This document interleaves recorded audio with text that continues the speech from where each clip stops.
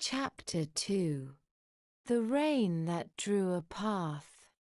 The morning after his first visit to the Lantern Cafe, Aiden woke to the soft sound of distant waves and the light call of seabirds that liked to rest on the rail outside his window, and he felt clear-headed in a way he had not felt for a long time. He made a simple breakfast, buttered toast, and a small bowl of fruit, and set his sketchbook open on the table while the kettle warmed. On the corner of the page he placed the fresh fern leaf Mira had given him the night before. He did not rush.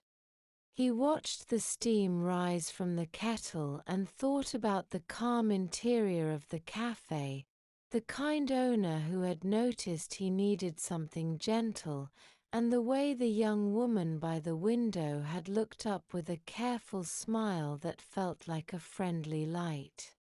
He had decided to take a slow walk through town and make a few drawings outside. The sky had been a pale blue when he started out, but clouds were moving in from the water, the kind that looked soft and heavy at the same time. The breeze smelled like salt and wet stone. Aiden liked that smell.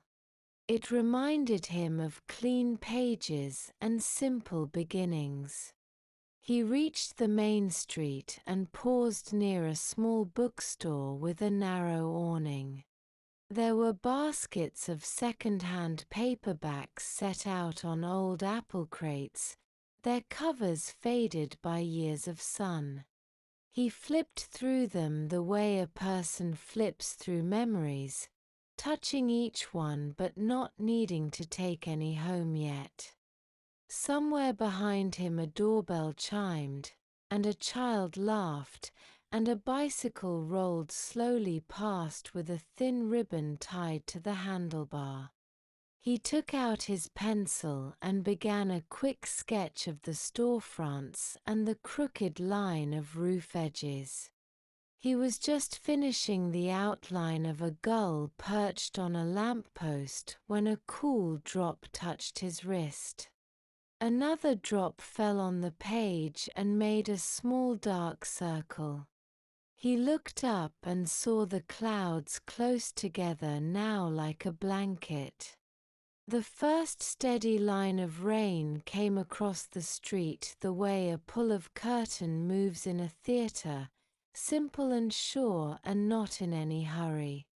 Aiden stepped under the nearest awning to protect his notebook. He stood near a wooden column where the paint had peeled in a pleasing pattern. He smiled at the way the rain made the road shine and how the puddles gathered like small mirrors along the curb. He thought he was alone under the awning until he heard a soft voice say that the rain had arrived earlier than the forecast had promised. He turned and saw Mira.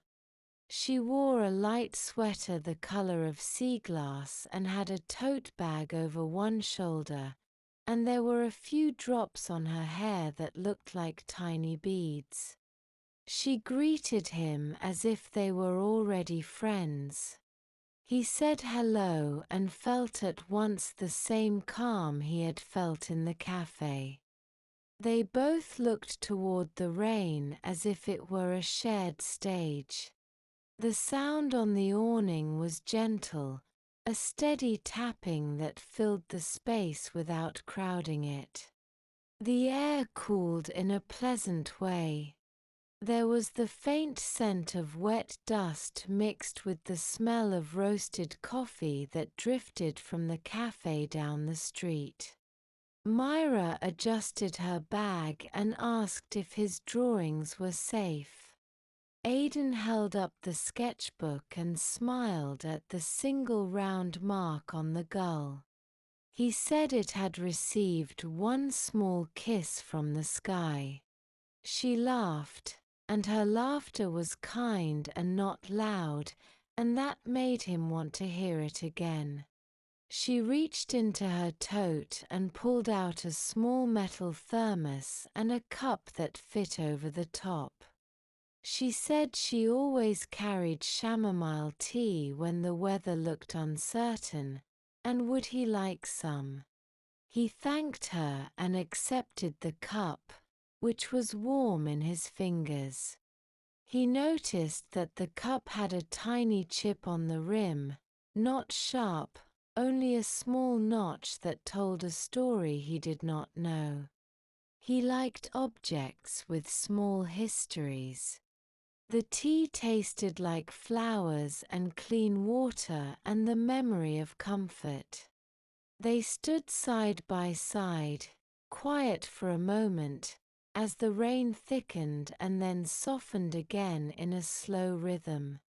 Aiden asked if this was common in Waverley Bay, and Mira said yes, the ocean liked to share quick showers during the season, and that the town moved with it rather than against it.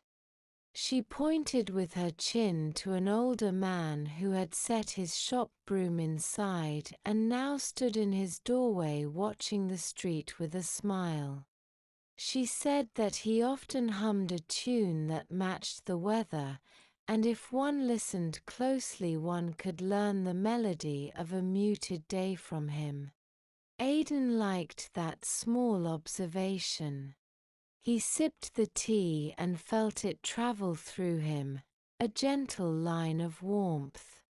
He told her that his grandmother had made chamomile at the end of every day and claimed it gathered stray thoughts and tucked them to sleep. Mira said she believed that, and for a moment neither of them spoke because they both seemed to think of people they loved. The rain made a soft veil between them and the rest of the town.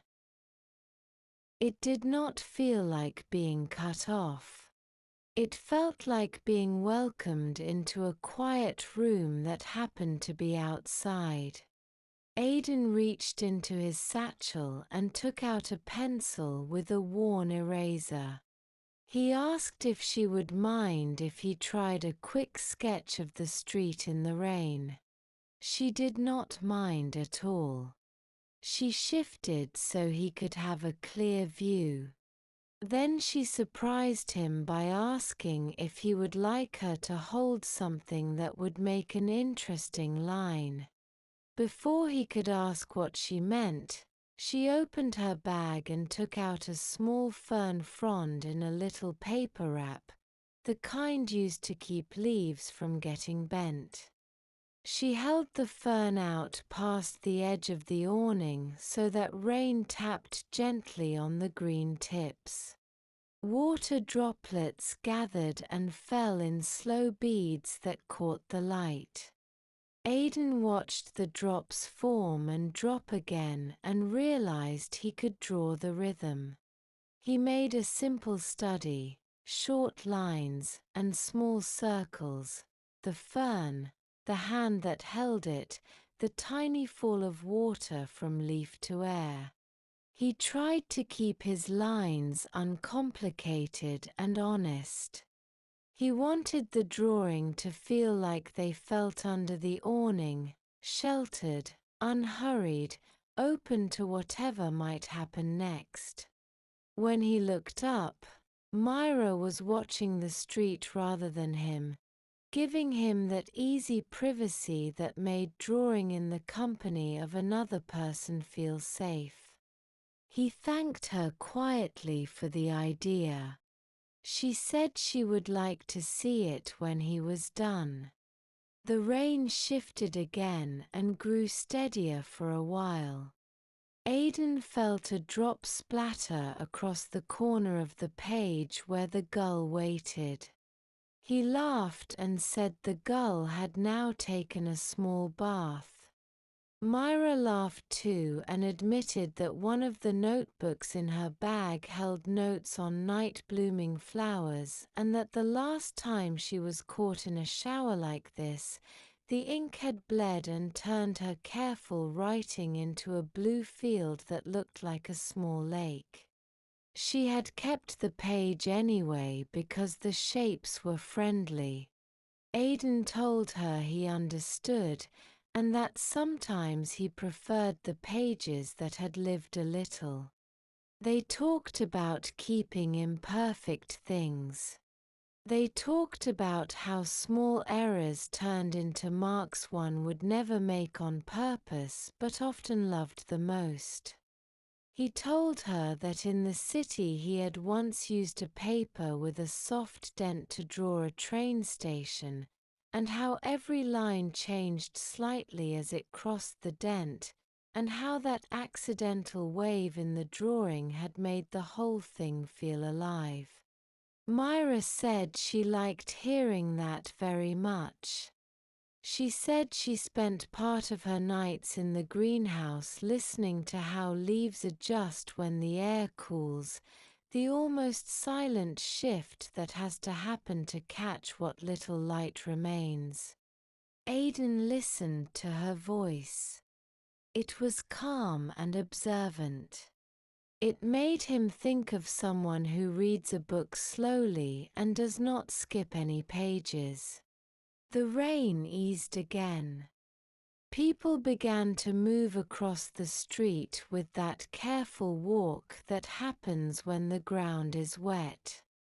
The old man with the broom stepped out and swept a small stream of water into the gutter as if he had done this small act every day of his life. Aiden closed his pencil case and offered to pour more tea for both of them. Mira nodded and held the cup while he poured, and he tried not to spill.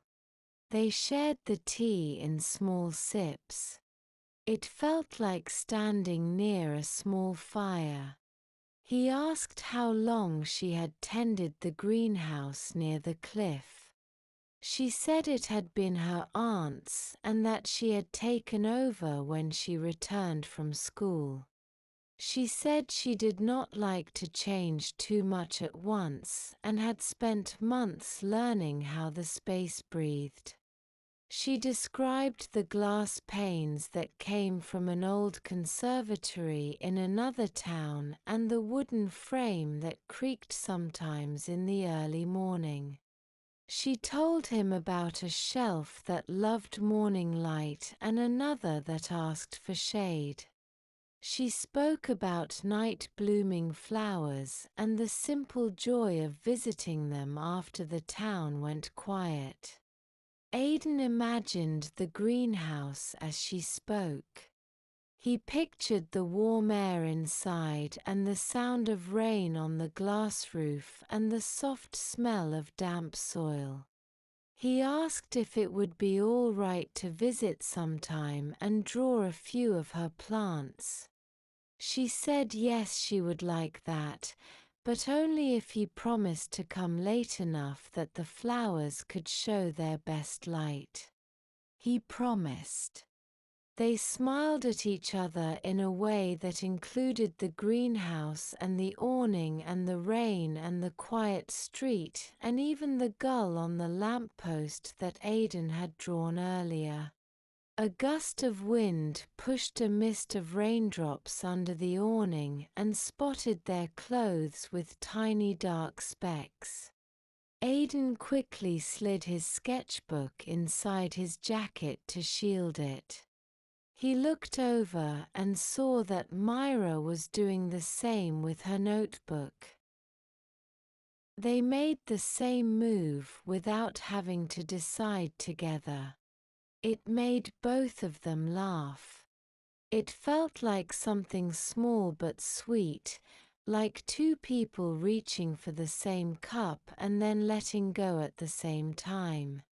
The shower softened again and then almost stopped. Thin lines of water still fell from the awning edge. The road shone like a brushed stone. Aiden breathed in the clean smell that follows rain. Mira finished the last of the tea and put the cup back on the thermos. She said she needed to check on a delivery of potting soil that would be left behind the greenhouse. He asked if she wanted help carrying any bags. She said she had it sorted, but the walk up the hill would be nicer with company if he did not mind. He did not mind. They stepped out from under the awning and found that the rain had drawn a path of tiny puddles that led toward the hill as if inviting them forward. Their shoes made soft taps on the wet sidewalk. Aiden kept his sketchbook tucked inside his jacket like a small bird he did not want to startle. Mira carried the thermos and kept her notebook safe beneath her sweater. They walked at an easy pace. The town felt awake but not busy. People nodded as they passed. Aiden asked about the plants she loved best lately. She told him about a small pale flower that opened only when the moon was bright. She said it looked like a tiny lamp in the leaves. He asked if the flower had a name he would remember. She gave him the formal name and then laughed and said she often called it the little lantern because it always looked ready to guide a person in a kind way. He liked that very much. He told her about a record he had listened to the night before, an old piano piece with a steady left hand that sounded like footsteps on a quiet pier and a right hand that felt like a light rain on a window. She said she would like to hear it someday. He said he had a small player in his rented room and that if she ever wanted to stop by for tea she would be welcome to listen with him. She said thank you and that she would. They reached the foot of the hill. The road narrowed and curved. As they climbed, the ocean came into view between houses and trees. The sky had cleared in the west and a soft silver light moved across the surface of the water. The greenhouse soon appeared on its rise. It looked like a conservatory from an older time. The glass panes had a faint green tint. Ivy climbed along one side like a careful traveler that knew not to pull too hard. The door was simple wood with a round window that showed the blurred shapes of leaves inside. The smell of earth and leaves came through even before they opened the door. There were indeed a few bags of soil stacked neatly against the wall. Mira smiled and said the delivery had been made early. Aiden offered to carry 2 bags and she lifted a third. They took them inside and set them near a row of low benches. Aiden looked around with quiet surprise. The greenhouse felt peaceful and alive at the same time. There were ferns in many shades. There were vines looped along strings like lines of gentle handwriting. Small tags with careful notes hung from clay pots. A narrow path of clean pebbles ran down the center and around 2 small pools where water stood clear and calm. The sound of the rain on the roof had almost stopped, but drops still fell from the frame in a lazy rhythm. Light came through the clouds and softened the edges of everything.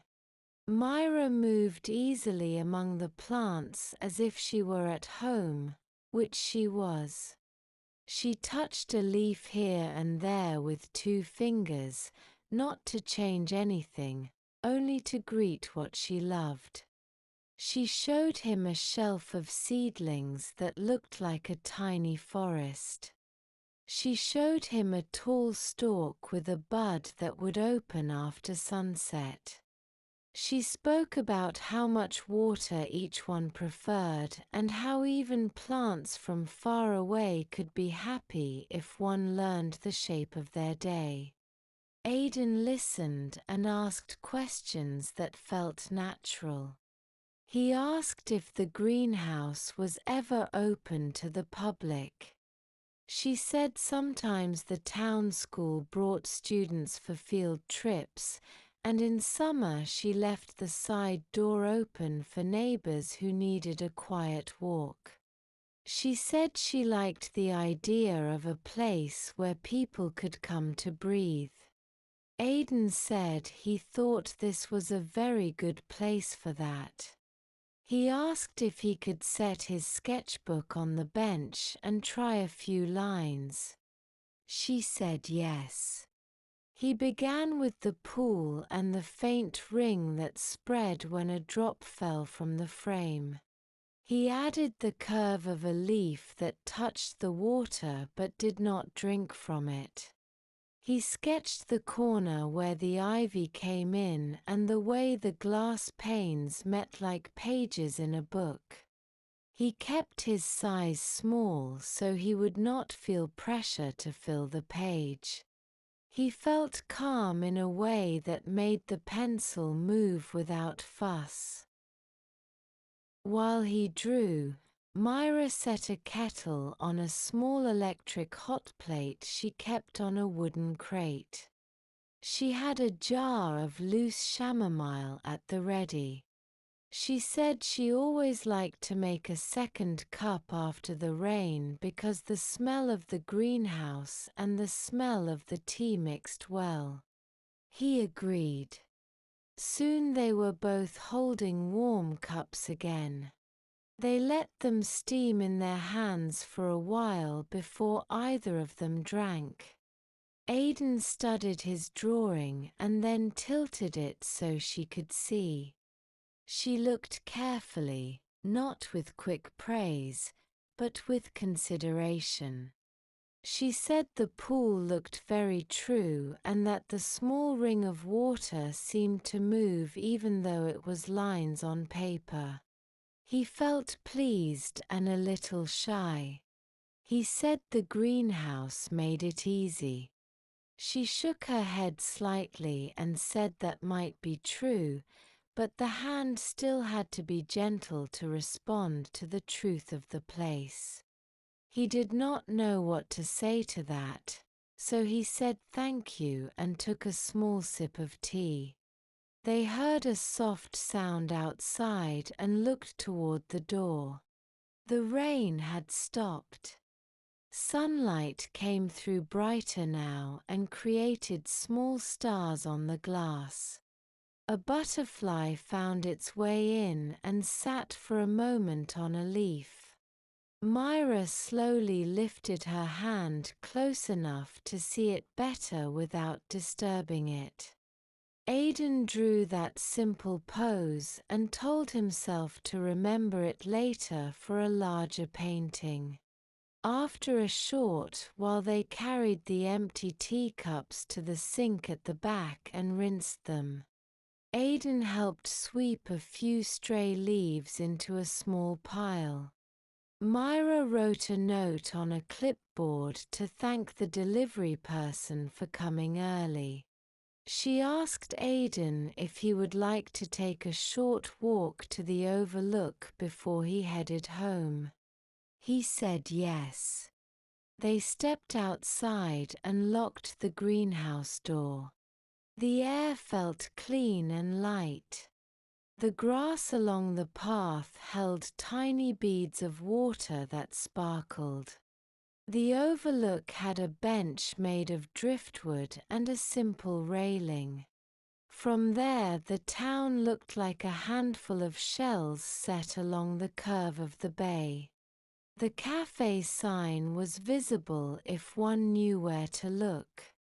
The gull from the lamppost was probably somewhere nearby though he could not see it.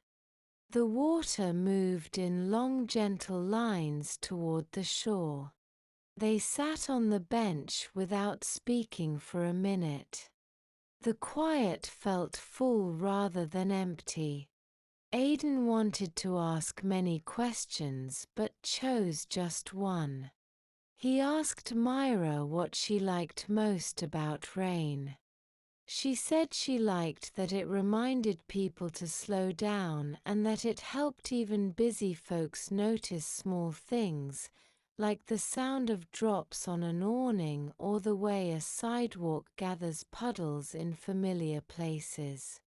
She said she liked that rain gave permission for simple plans. He nodded. He said he liked that rain softened hard edges and made windows glow. He said the awning had felt like a living room and the street had felt like a hallway, and it had been good to share that feeling with someone. She looked at him and smiled. She said she had thought the same thing and that she had been glad to see him there. They spoke about the night before and how the cafe had felt like a safe beginning. He told her he had written in small letters by the drawing that the cafe seemed to be a room that listened. She liked that idea. She said she had pressed the rest of the fern leaf he had not taken and planned to keep it in her notebook as a marker of the first evening. Aiden felt that warm ease again, the one that made his shoulders lower. He said he hoped they would continue to meet in simple ways. She said she would like that. The clouds had moved far out over the water. The sky above them cleared to a calm blue. A breeze moved through the grass and brought a faint smell of wet wood and mint. Aiden checked his watch and realized the day had moved along without fuss. He said he should go draw a few more scenes while the light was kind. She said she needed to reorganize a shelf before evening. They stood and walked back down the hill together. At the bottom they paused. The puddles were mostly gone now, but a thin path of damp stones still made a ribbon along the curb, and he felt the neat happiness of a plan drawn just by weather. Mira took the thermos from her bag again and poured the last half cup and handed it to him. She said it would keep his hands warm until he reached his street. He thanked her. He did not overthink it. He simply said the day had been very good and that he had enjoyed each small thing. She agreed. They exchanged a promise to meet in 2 days at the cafe at a time just before sunset. He would bring the record sleeve to show her the cover art.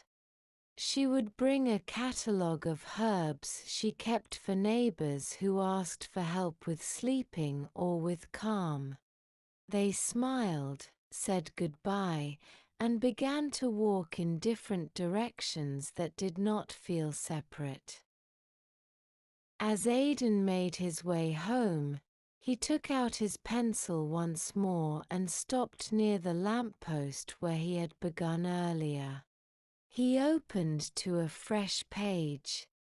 He drew the awning, the edge of the rain, the little line of water that dripped from the fern, and 2 cups held in 2 hands. He wrote the date in the corner. He wrote a simple note beneath the drawing. It said that a sudden rain had drawn a path and that he had followed it and had found good company. Then he closed the book and kept walking, noticing the quiet sound of his shoes on the drying street, the soft feel of the warm cup between his fingers, and the way the afternoon light fell across the road as if it were also